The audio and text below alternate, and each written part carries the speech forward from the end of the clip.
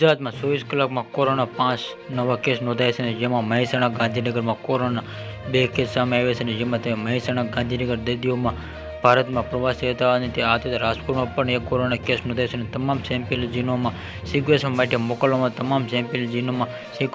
મોકલ્યા છે અને તેમાં અમદાવાદમાં કોરોના કુલ 7 કેસ નોંધાયા છે. 7 પૈકીમાં 10 દર્દીઓમાં વિદેશી પ્રવાસી આવ્યા હતા, જેમાં પાલડીમાં 3, જોધાપુરમાં 2 અને ખાલડિયામાં 2 કેસ આવ્યા છે. જેમાં ઓસ્ટ્રેલિયા, યુકે, સિંગાપુરમાં પ્રવાસી દર્દીઓ ગયા હતા. તે તરફ રાજ્યમાં 13 કેસ આવવાના રાજ્ય સરકાર દ્વારા જાહેર કરવામાં આવી રહ્યા છે, જેની સાથે તંત્ર પણ જાગી ગયું છે.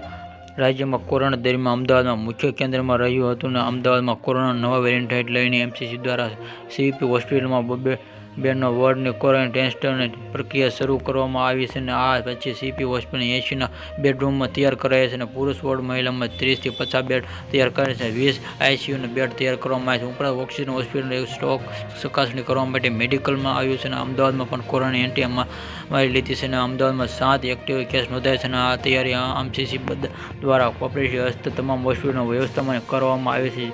રાજ્યમાં આરોગ્ય વિભાગ દ્વારા ગુજરાતમાં 13 જેટલા ઓક્સિજન કેસ છે, જેમાં 1 દર્દીઓ સારવાર હેઠળ નથી. રાજ્યમાં કોરોના પોઝિટિવ કેસનો જીનોમ એક્ટિવ કરવામાં આવેલા સાથે ટેસ્ટિંગની પ્રક્રિયા કરવામાં આવી છે. Subscribe my channel.